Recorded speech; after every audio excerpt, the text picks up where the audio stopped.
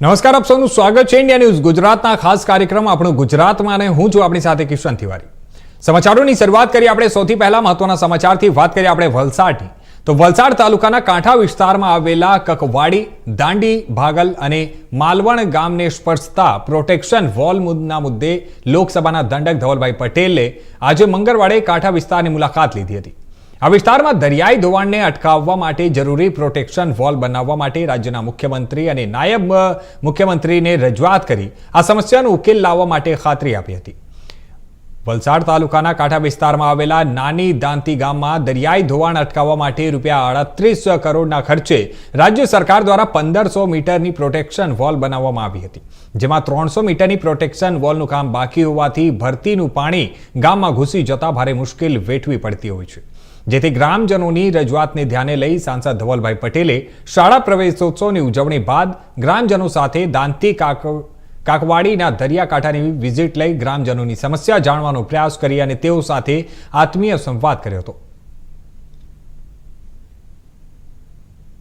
जी खास કરીને જે આપણો વલસાડ જિલ્લો છે એ પૂરો દરિયાકાંઠે આવ્યો છે, ત્યારે એમાં પણ વલસાડ તાલુકો જે આપણો સમુદ્ર તટનો વિસ્તાર છે એમાં આપણો કાંઠા વિસ્તારની અંદર આપણા સરકાર આપણો ગામના બચાવ થાય એના માટે પ્રોટેક્શન વોલ અલગ અલગ જગ્યા બનાવી છે।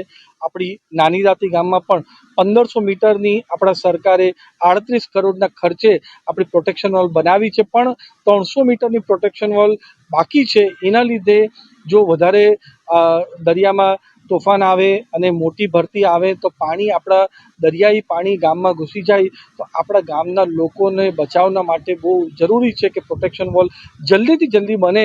એના માટે અમારા ગામના લોકોએ ગામના બચાવના માટે એક ઝુંબેશ ઉપાડી હતી અને આજે જ્યારે મને કાંઠા વિસ્તાર આવવાનો મોકો મળ્યો ત્યારે પોતે મને એવું થયું કે આપણે પ્રોટેક્શન વોલ જલ્દીથી જલ્દી બને એના માટે આપણે જાતે જઈને સ્થળ પર નિરીક્ષણ કરીએ અને આની રજૂઆત અમે અમારા મંત્રી શ્રી ઈશ્વરભાઈ સાથે સાથે અમારા ગુજરાત રાજ્યના ઉપમુખ્યમંત્રી હર્ષભાઈ સંઘવી અને મુખ્યમંત્રી એવા ભૂપેન્દ્ર પટેલ સાહેબને જલ્દીથી જલ્દી કરવાના છે અને જે તે મંત્રી જે તે મંત્રાલયમાં વાતચીત કરીને જલ્દીથી જલ્દી અહીંયા પ્રોટેક્શન વોલ બને કાંઠા વિસ્તાર।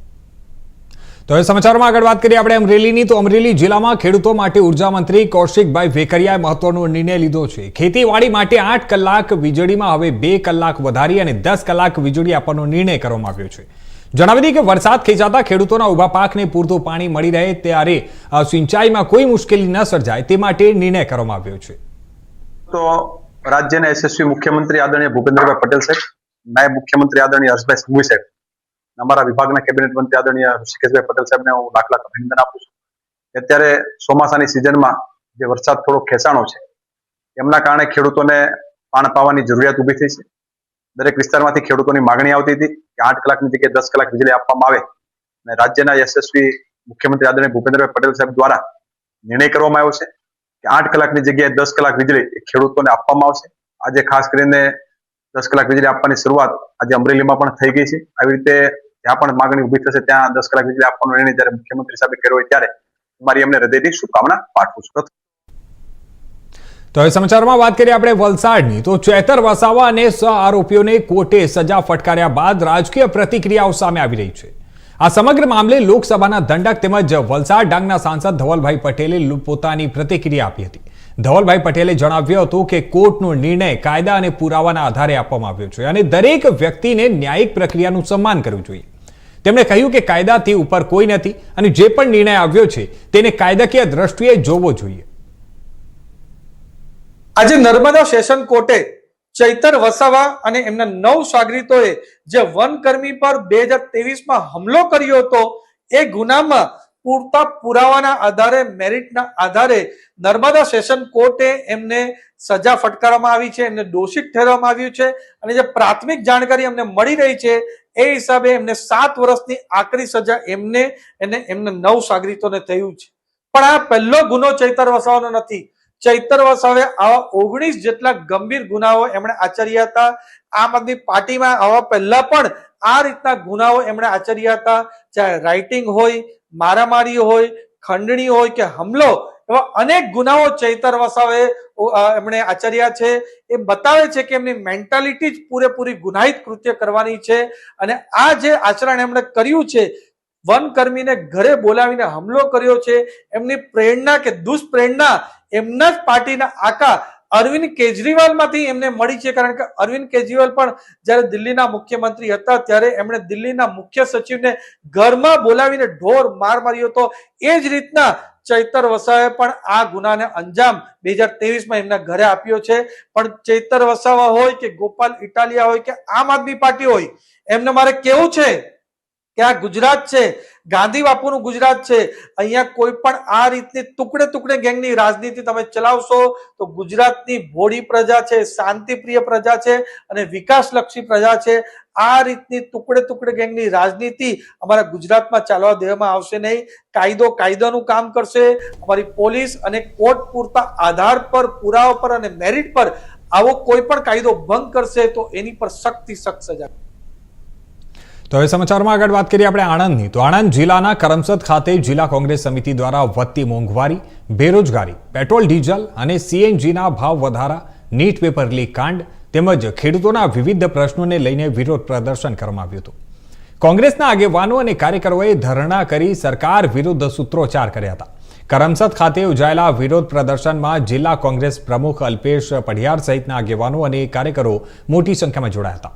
કોંગ્રેસ દ્વારા વધતી મોંઘવારી, બેરોજગારી, પેટ્રોલ ડીઝલ અને સીએનજીના સતત વધી રહેલા ભાવો, નીટ પેપર લીક કાંડ તેમજ ખેડૂતોના પ્રશ્નોને લઈને સરકાર સામે રોષ વ્યક્ત કરવામાં આવ્યો હતો. આ દરમિયાન કાર્યકરોએ હાથમાં મોંઘવારી અને બેરોજગારી વિરુદ્ધના સૂત્રો લખેલા પ્લેકાર્ડ્સ સાથે ધરણા યોજી સરકાર વિરોધી સૂત્રોચ્ચાર કર્યા હતા. કોંગ્રેસના આગેવાનોએ સરકાર પર જનતાના પ્રશ્નો પ્રત્યે ઉદાસીનતા દાખવવાનો આક્ષેપ કરતા જણાવ્યું હતું કે જો પ્રશ્નોનું નિરાકરણ નહીં આવે તો આગામી દિવસોમાં વધુ ઉગ્ર આંદોલન કરવામાં આવશે.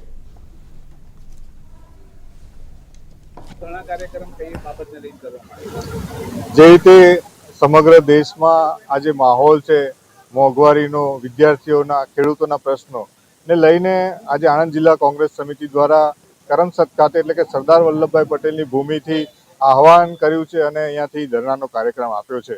એટલે આ એક ભૂમિ સરદારની ભૂમિ છે અને ત્યાંથી આ ધરણાનો કાર્યક્રમ આપી અને લોકોને એક મેસેજ સારો આપવા માંગે, સરકારને મેસેજ આપે કે જે રીતે દેશમાં મોંઘવારી વધી રહી છે, પેટ્રોલ ડીઝલના ભાવો વધી રહ્યા છે અને ખાસ કરીને આપ જોયું તો જે ખેડૂતોના પ્રશ્નો જે ગુજરાતમાં ઉપસ્થિત થયા છે એ પ્રશ્નોને વાચા આપવા માટે આજે ધરણાનો કાર્યક્રમ કરવામાં આવ્યો છે. ખાસ કરી અને નીટના પેપર લીક અને વિદ્યાર્થીઓના પ્રશ્નો માટે પણ આજે આ કાર્યક્રમ રાખવામાં આવ્યો છે અને સમગ્ર જિલ્લાના આગેવાનો સાથે મળી અને લોક પ્રશ્નોના કાર્યક્રમ છે. આગામી દિવસોમાં મુદ્દાઓને લઈને પ્રજા વચ્ચે જવામાં આવશે અને 100% આગામી દિવસોમાં તાલુકા પંચાયત અને તાલુકા કોંગ્રેસ સમિતિ અને શહેર કોંગ્રેસ સમિતિ પોતાના સ્થાને વિવિધ જગ્યાઓ પર આવનાર દિવસોમાં આ કાર્યક્રમો આપશે. તો એ સમાચારમાં આગળ વાત કરીએ આપણે વડોદરાની. તો આજરોજ વડોદરા શહેરના મેયર ગીતાબેન મકવાણા મકરપુરા ડેપો પાછળ આવેલા નગર પ્રાથમિક શિક્ષણ સમિતિ સંચાલિત કેળવણીકાર ગીજુભાઈ બધેકા પ્રાથમિક શાળામાં આયોજિત પ્રવેશોત્સવ કાર્યક્રમમાં ઉપસ્થિત રહ્યા હતા. નવી શિક્ષણ નીતિ અને ગુણવત્તાસભર શિક્ષણને પ્રોત્સાહન આપવા માટે યોજાયેલા કાર્યક્રમમાં વિદ્યાર્થીઓ, વાલીઓ તેમજ શિક્ષકગણ મોટી સંખ્યામાં હાજર રહ્યા હતા. મેયરે નવા વિદ્યાર્થીઓનું સ્વાગત કરી તેમણે શિક્ષણ પ્રત્યે પ્રેરિત કર્યા હતા. સાથે જ શિક્ષણના મહત્વ અંગે માર્ગદર્શન આપીને ઉજ્જવળ ભવિષ્ય માટે શુભેચ્છાઓ પાઠવી હતી. પ્રવેશ ઉત્સવનો મુખ્ય હેતુ વધુમાં વધુ બાળકોને શાળામાં દાખલ કરી શિક્ષણ સાથે જોડવાનો રહ્યો હતો.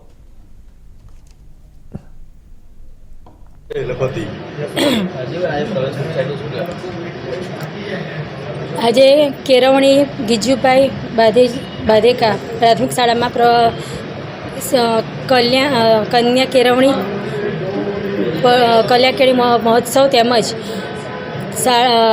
શાળા પ્રવોત્સવનો કાર્યક્રમ રાખવામાં આવ્યો હતો અને એમાં અમને નિમંત્રણ આપવામાં આવ્યું હતું. આજે અમે અહીંયા આવ્યા ત્યારે બાળકોએ ખાસ સારો એવો એમનો અભિપ્રાય બતાવ્યો છે, રજૂ કર્યો છે અને સ્કૂલ તરફથી સારું એવું આયોજન પણ કરવામાં આવ્યું હતું અને બાળકો આગળ વધે અને એ માટે શિક્ષકો દ્વારા એ લોકોને સારી એવું શિક્ષણ તેમજ વિવિધ પ્રવૃત્તિઓમાં એ લોકો ભાગ લે એ માટેનો પ્રોત્સાહન આપે. અનુભવો તેમજ સમગ્ર ટીમ તેમજ શિક્ષકો અને વાલીઓ તેમજ મારા નાના ભૂલકાઓ વિદ્યાર્થીઓ, મને અહીંયા આવીને ખરેખર ખૂબ એક આનંદ અને એક ઉત્સાહ, મને પ્રત્યેક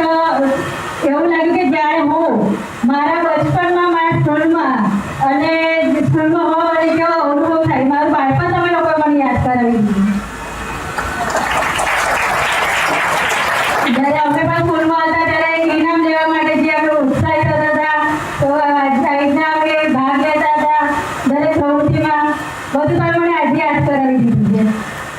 ખરેખર સારો એવો તમે લોકો આગળ વધો છો એ જાણીને ખરેખર મને ખૂબ આનંદ થયો. આજે 24મા કલ્યાણ કેળવણી મહોત્સવ અને શાળા પ્રવેશોત્સવમાં આપ સૌનું સ્વાગત છે. બાળકોને મારે એટલું કહેવાનું છે કે તમે ખૂબ ભણો, આગળ વધો અને કન્યા કેળવણી અને છોકરીઓ માટે હું ખાસ કહીશ, છોકરીઓ ભણીને આગળ વધે. કેમ કે છોકરીઓ સમાજનું ગૌરવ છે. એ એક પરિવાર નહીં પણ 2 પરિવારોને એ નિભાવે છે. એ પોતાના ઘરમાં તો હોય છે, પણ જ્યારે પડીને સાસરી જાય છે ત્યારે તેને પણ એટલું જ એ માન સન્માન અને આગળ વધારે છે. જે શિક્ષણ હશે તો એ સમાજમાં ખરેખર ખૂબ આગળ વધશે અને પોતાનું એક ધ્યેય એક સમાજને આગળ લઈ જઈ શકશે. મારે બાળકોને હજુ 2 શબ્દ કહેવા છે કે તમે લોકો ભણો. અત્યારે આપણી સ્કૂલ જે આપણે માનનીય નરેન્દ્રભાઈ મોદી સાહેબ તેમજ મુખ્યમંત્રી ભૂપેન્દ્રભાઈ પટેલના દૂરદર્શી જે આપણને આ માર્ગદર્શન મળ્યું છે અને જે આપણે સ્કૂલોમાં પ્રવેશોત્સવ કર્યો છે, તો તમે લોકો આવતા રહો. અને તો હવે સમાચારમાં આગળ વાત કરીએ આપણે સુરતની. તો કતારના રાસ લાફાન ગેસ પ્લાન્ટમાં થયેલા ભીષણ વિસ્ફોટ બાદ સુરતનો સની પટેલ લાપતા છે. પરિવારનો સની સાથે સંપર્ક તૂટી જતા પત્ની સ્વજનોમાં ભારે ચિંતા છે. ઘટનાને અનેક કલાકો વીતી ગયા છતાં કોઈ સત્તાવાર માહિતી મળી નથી અને ત્યારે પરિવાર સતત ભારતીય દૂતાવાસ અને કંપનીના સંપર્કમાં છે. સનીની સુરક્ષિત વાપસી માટે પરિવાર પ્રાર્થના કરી રહ્યો છે. તમારું નામ? લક્ષ્મીબેન. લક્ષ્મીબેન, સનીભાઈ ક્યારે ગયા હતા કતર અને કઈ રીતની હવે માહિતી છે? 7 મહિના પહેલા ગયેલા શનિભાઈ, પણ હજુ કંઈ એ ખબર નથી. અમારો ફોન નહીં આવ્યો એટલે સવારના ભાઈને કીધું, મોટા ભાઈને, કે તું કોશિશ કર કે શનિનો ફોન કેમ નહીં આવ્યો. તો શનિએ પછી રવિએ ત્યાં કોશિશ કરી પણ કંઈ ખબર નહીં પડી, એમ કે બ્લાસ્ટ થયું એમ. ને કાલનો કોશિશ જ કરતો છે રવિ, પણ કંઈ ખબર બહાર નથી મળતી અમને. સનીભાઈના પરિવારમાં કોણ કોણ? એની આ મિસિસ, માં એની ને નાનો છોકરો. શું અપીલ કરશો તંત્રને? તંત્રને એ જ અપીલ કે અમારા છોકરાની કોઈક તો બાતમી આપો, અમને કંઈ ખબર આપો કે હું છે ત્યાં, કે કાં છે, એ પડેલો છે કે નથી છે, કે કોઈક તો જણાવો અમને એમ. કઈ રીતે તમે સંપર્કમાં હતા સનીના? શનિના તો ફોન પર જ વળી, ખાલી ફોન જ, એના ભાઈની હાથે ફોન પર એમ. અત્યારે કોણ છે તે? આ મોટો ભાઈ છે એનો. એમના દ્વારા શું માહિતી મળે? એના દ્વારા માહિતી કે અમારું કોઈ સાંભળતું જ નથી અહીંયા. અહીંયાની જે સરકાર છે એને કોઈ કોન્ટેક્ટ કર્યો? ના, અહીંયાનું સરકારને અમે નથી કોન્ટેક્ટ તમે શું કર્યો. અપીલ કરશો? એ જ અપીલ કરીએ કે અમારા છોકરાને તમે કંઈક ભાડ મેળવો, તો એમ્બેસીમાં ખબર આપો, કંઈક તો કરો અમારા હારું. તો એ સમાચારમાં આગળ વાત કરીએ આપણે બનાસકાંઠાની. તો બનાસકાંઠા શિક્ષણના મહાપર્વ સમાન 3 દિવસીય શાળા પ્રવેશોત્સવ અને કન્યા કેળવણી મહોત્સવ 2026નો બનાસકાંઠા જિલ્લામાં ઉમંગભેર પ્રારંભ થયો છે. શાળા પ્રવેશોત્સવના પ્રથમ દિવસે જ રાજ્યના વન અને પર્યાવરણ, વાહન વ્યવહાર તથા ક્લાઇમેટ ચેન્જ રાજ્યમંત્રી પ્રવીણભાઈ માળીએ ડીસા તાલુકાના માલગઢ સ્થિત શ્રી મીરાબેન સોનાજી પરમાર પરબડી પ્રાથમિક શાળા ખાતે બાલવાટિકાને ધોરણ 1માં પ્રવેશ મેળવનાર વિદ્યાર્થીઓને શૈક્ષણિક કીટનું વિતરણ કરી શાળા પ્રવેશોત્સવ કરાવ્યો હતો. મંત્રીએ શાળામાં મધ્યાહન ભોજન શેડનું લોકાર્પણ કર્યું હતું અને આ પ્રસંગે મંત્રી પ્રવીણભાઈ માળીએ જણાવ્યું હતું કે શિક્ષણ એ સમાજ અને રાષ્ટ્રના વિકાસનું સૌથી શક્તિશાળી સાધન છે. સરકાર દ્વારા શિક્ષણ ક્ષેત્રે કરવામાં આવેલા સતત પ્રયાસો, આધુનિક સુવિધાઓ અને વિવિધ વિદ્યાર્થીલક્ષી યોજનાઓના પરિણામે આજે શાળાઓમાં ડ્રોપઆઉટ રેશિયો નહિવત બરાબર થયો છે. આજ રોજ રાજ્ય સરકાર દ્વારા કન્યા કેળવણી મંડળ અને શાળા પ્રવેશોત્સવ 2026 નિમિત્તે સમગ્ર રાજ્યની અંદર શાળા પ્રવેશોત્સવનો શુભારંભ થયું છે. આજે ડીસા તાલુકાની અંદર શાળાઓના શાળા પ્રવેશોત્સવમાં જવાનું થયું. ખૂબ ઉત્સાહભેર જે નરેન્દ્રભાઈએ જે શરૂઆત 2001ની સાલથી કરેલી તે આજે સદંતર આ પ્રક્રિયાઓ ચાલી છે. તેના લીધે બનાસકાંઠા જિલ્લાની અંદર ડ્રોપઆઉટ રેશિયો નહીવત જેવો રહ્યો છે અને તેના પરિણામે આજે દીકરીઓ પણ ભણી રહી છે, દીકરાઓ પણ ભણી રહ્યા છે. સમગ્ર રાજ્યનું શિક્ષણ સ્તરમાં પણ ખૂબ મોટો વધારો જોવા મળી રહ્યો છે. આ 2026 શાળા પ્રવેશ અંતર્ગત અનેક જગ્યા ક્યાંક માધ્યમિક શાળા ક્યાંક પ્રાથમિક શાળાઓની અંદર પણ નવા લોકોને પ્રવાસ આપી અને પ્રવેશ આપી ખૂબ ઉલ્લાસભેર શાળા પ્રવેશોત્સવ ઉજવણી થઈ છે. તો હવે સમાચારમાં વાત કરીએ આપણે બનાસકાંઠાની. તો પાલનપુર તાલુકા પોલીસ સ્ટેશન દ્વારા નશીલા પદાર્થોના ગેરકાયદેસર વેપાર સામે સફળ કાર્યવાહી કરવામાં આવી છે. ખેમાણા ટોલ નાકા નજીક સીએનજી ઓટો રિક્ષાની તપાસ દરમિયાન પોલીસે 4.5 કિલોગ્રામ ગાંજો કબજે કર્યો હતો અને આ કાર્યવાહી દરમિયાન 3 આરોપીઓને ઝડપી પાડી તેમની સામે કાયદેસરની કાર્યવાહી હાથ ધરવામાં આવી છે. જણાવી દઈએ કે પોલીસે આરોપીઓ પાસેથી ગાંજાની કિંમત આશરે ₹2.30 લાખ ઉપરાંત ઓટો રિક્ષા અને રોકડ રકમ સહિત કુલ ₹4.42 લાખથી વધુનો મુદ્દામાલ જપ્ત કર્યો છે. ઉચ્ચ અધિકારીઓના માર્ગદર્શન હેઠળ પાલનપુર તાલુકા પોલીસની ટીમે આ કામગીરી પાર પાડી હતી. બનાસકાંઠા પોલીસ દ્વારા જિલ્લામાં નશીલા પદાર્થોના ગેરકાયદેસર વેચાણ અને હેરાફેરીને અટકાવવા માટે સતત કડક કાર્યવાહી કરવામાં આવી રહી છે.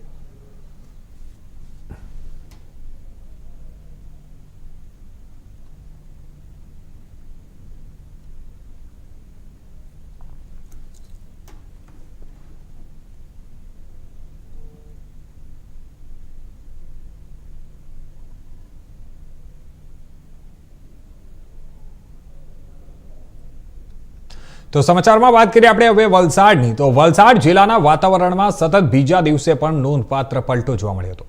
જિલ્લાના અંતરિયાળ અને પહાડી વિસ્તાર એવા કપરાડા તાલુકામાં મેઘરાજાએ ધમાકેદાર એન્ટ્રી કરતા અનેક વિસ્તારોમાં સારો વરસાદ નોંધાયો હતો. બપોર બાદ અચાનક આકાશમાં ઘેરા વાદળો છવાઈ ગયા હતા અને ત્યારબાદ કપરાડા સહિત આસપાસના વિસ્તારોમાં ધોધમાર વરસાદ વરસતા વાતાવરણ ખુશનુમા બની ગયું હતું. કપરાડા તાલુકાના કરચોંડ, સિલધા, પીપલસેત, ભરાડી સહિતના અનેક ગામોમાં પણ વરસાદી માહોલ જામ્યો હતો. વરસાદના કારણે રસ્તાઓ પર પાણી વહેતા જોવા મળ્યા હતા અને જ્યારે ખેતરોમાં પણ વરસાદી પાણી પહોંચતા ખેડૂતોમાં ખુશીની લાગણી પ્રસરી હતી. લાંબા સમયથી ગરમી અને બફારાથી પરેશાન લોકો માટે આ વરસાદ રાહતરૂપ સાબિત થયો છે.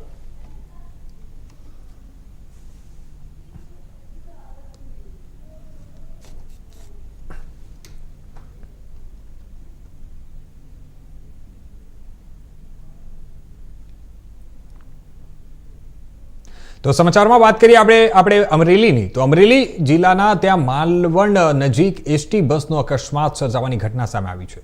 બક્સરા ડેપોની એસટી બસ માલવણ ગામે પુલ પર લટકી ગઈ. જર્જરિત પુલ નજીકથી પસાર થતી એસટી બસનું એક વ્હીલ ખાડામાં ખાબકી ગયું હતું. પુલની બાજુની સાઈડમાંથી માટીનો પાડો ખસી જતા એસટી બસ 3 વ્હીલ પર થઈ ગઈ હતી અને ડ્રાઈવરે સમય સૂચકતા વાપરીને મુસાફરોને નીચે ઉતાર્યા. માલવણ ગામના સરપંચે જેસીબી મંગાવી એસટી બસના એક વ્હીલને ટેકો કરતા બસ બહાર નીકળી હતી.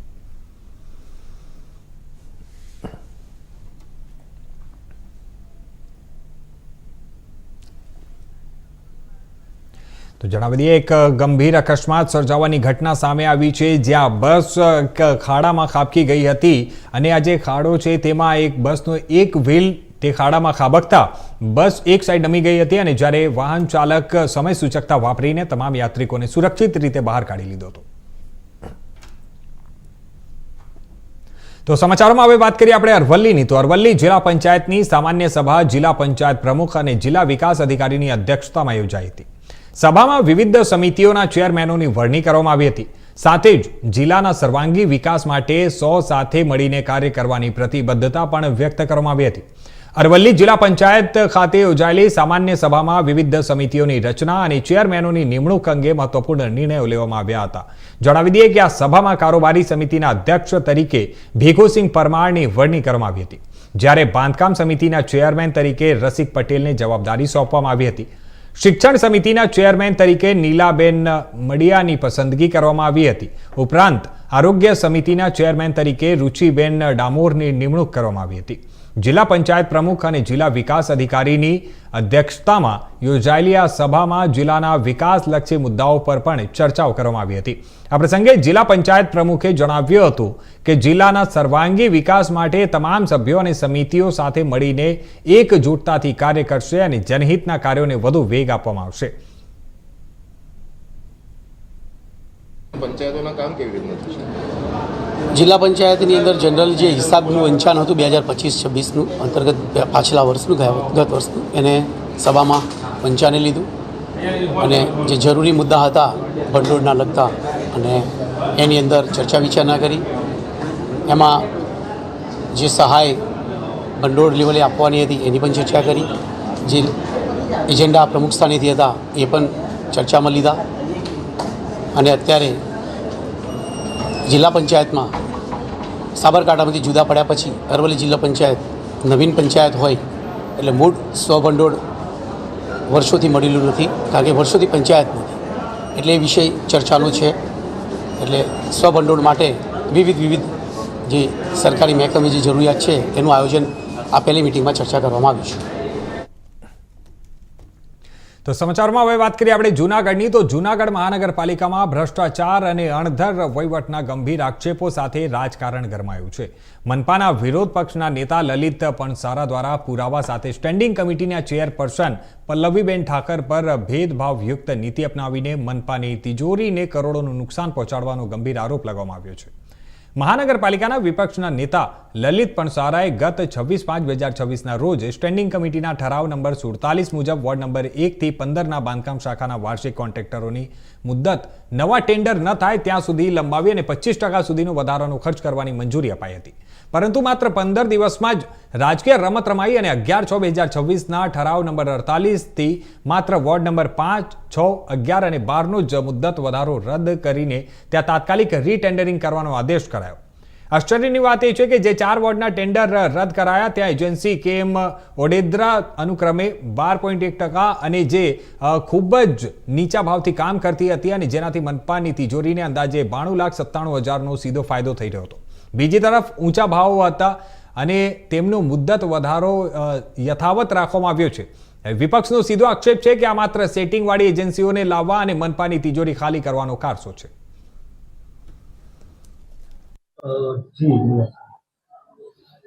જે વિરોધ પક્ષના નેતા લલિતભાઈ કહે છે કે પીક્યુસી મશીન વગર શાંતેશ્વર રોડ જે ચાલુ કર્યો છે તો એ પીક્યુસી મશીન ત્યાંથી ચાલુ કરવામાં અલગ ચેમ્બરોનું બધું ધ્યાનમાં રાખી અને જ્યાં નહોતું પોસિબલ થઈ શકે એવું નહોતું એટલે અમે જ એ લોકોને એજન્સી દ્વારા એ કીધું કે ભાઈ આ એક રિપોર્ટ તૈયાર કરીને આપવામાં આવ્યો હતો કે ભાઈ પીક્યુસી મશીન દ્વારા રોડ શક્ય નથી કે અહીંયા જો પીક્યુસી મશીનથી રોડ કરીએ તો ઘણી બધી ચેમ્બરો તોડવી પડે એવું છે. પછી રોડ સાંકડો આવે તો ત્યાં વચ્ચે જગ્યા છોડવી પડે. એને ધ્યાનમાં રાખી અને વહેલી તકે રોડ પૂરા કરવા માટે અમે પીક્યુસીની જગ્યાએ આરએમસી રોડ થાય એવા અમે પ્રયત્ન કર્યા અને એ કામગીરી પણ ચાલુ કરી દીધી છે. અને આરએમસી અને પીક્યુસીમાં સ્ટ્રેન્થ જોઈએ તો 25 જ એની સ્ટ્રેન્થ આવતી હોય છે એટલે એમાં કોઈ મજબૂતાઈની અંદર કોઈ ફરક નથી પડતો. પણ જેથી કરીને વહેલી તકે આ રોડ પૂર્ણ થાય અને લોકોને મુસીબત ન પડે એને ધ્યાનમાં રાખી તાત્કાલિક આ નિર્ણય કરવામાં આવ્યો છે. વિરોધ પક્ષને માત્ર આક્ષેપ જ કરવાના હોય છે, કામગીરી એને કરવાની હોતી નથી એટલે એને માત્ર આક્ષેપ જ કરવાનો હોય છે. પહેલા તમે જ્યારે ટેન્ડર કર્યું ત્યારે આ પ્રકારની કઈ તમે મોનિટરિંગ નહોતું કર્યું કે આ પીક્યુસી ચાલે? પણ જ્યારે ટેન્ડર કર્યું હતું ત્યારે પીક્યુસી મશીન અને પીક્યુસી મશીન વગરના બંનેના ભાવ લીધેલા હતા કે જો ન ચાલે તો આરએમસી થી પણ અમે કરી શકીએ. હવે જો અત્યારે પીક્યુસી મશીન છે અમે જોઈએ છીએ અને ધારો કે તમે નીચેના સ્ટાફને સૂચના આપી છે કે ભાઈ જો કોઈ પણ જગ્યાએ તમને લાગે 100% આ જગ્યાએ થઈ શકે એમ છે તો જ એનો ઉપયોગ કરશું, નકર આરએમસી થી રોડ પૂર્ણ કરશું. 12 જૂનથી પીક્યુસી મશીન લાવીને મૂકી દેવામાં આવ્યું છે. અત્યાર સુધીનું જે ભાડું ચડવું છે તો એ પ્રજાના માથે આવશે કે કોને આપશે? તદ્દન એ વિરોધ પક્ષની તદ્દન વાત ખોટી છે. એ જે લઈ આવ્યું છે એનું ભાડું આપણે ચૂકવવાનું જ નથી, એ એજન્સીને ચૂકવવાનું છે. આપણે માત્ર ને માત્ર એને કીધું હતું એટલે એને પીક્યુસી મશીન દ્વારા રોડની કામગીરી ચાલુ કરવાની હતી પણ જ્યાં ચેમ્બરો અને નડતરરૂપ હતું એની હિસાબે શક્ય નહોતું એટલે આપણે વહેલી તકે સ્ટેન્ડિંગ કમિટીની અંદર આમ તો દર વર્ષે આ પ્રક્રિયા થતી હોય છે. ચોમાસું આવે એટલે અમે લોકો વોર્ડની અંદર જે કોરી સ્પોઇલ વગેરે નાખવાનું થતું હોય, કંઈ ચેમ્બરના કામો હોય તો એના માટે અમે વધારો સૂચવતા હોઈએ છીએ. તો મેં આ વધારાનો ઠરાવ કર્યો 25%નો પ્રત્યેક વોર્ડની અંદર. હવે અમે વાર્ષિક ભાવના જે ઓર્ડર કર્યા છે એમાં વોર્ડ નંબર 5, 6, વોર્ડ નંબર 11 અને 12 એના સભ્યશ્રીઓએ કીધું કે અમને આ વધારો જોઈતો નથી. હવે ઈ જે વાર્ષિક ભાવની જે એજન્સી છે એને વર્ક ઓર્ડર ઓલરેડી મળી ગયા છે. જેમ કે વોર્ડ નંબર 5 માં 1,11,14,825 રૂપિયાનો, પછી વોર્ડ નંબર 6 માં 98,70,405, વોર્ડ નંબર 11 માં 65,22,296 અને વોર્ડ નંબર 12 માં 17,32,934. બરાબર. તો આ જે છે ઈ જે એજન્સીને ઈ કામ તો કરવાનું જ છે, પણ જ્યારે એ વોર્ડના કોર્પોરેટરોની અમને રજૂઆત આવી કે અમને આ 25% વધારો જોતો નથી, તો એ લોકોને જે બચત પડેલી છે એ બચતમાંથી એ લોકો છે એ કામ કરી શકે અને પછી રીટેન્ડરની જ્યારે આ 1.5 કરોડના પૂરા થાય પછી રીટેન્ડર કરે અને ચોમાસાના 2 મહિના દરમિયાન આ ટેન્ડર વગેરેની પ્રક્રિયા પૂરી થઈ જાય. તો એ દરમિયાન તો આ બધા કામો આપે. તો હાલ મારી સાથે આ બુલેટિનમાં બસ આટલું જ. બાકી દેશ દુનિયાના તમામ નવા સમાચારો માટે જોતા રહેજો ઇન્ડિયા ન્યૂઝ ગુજરાત.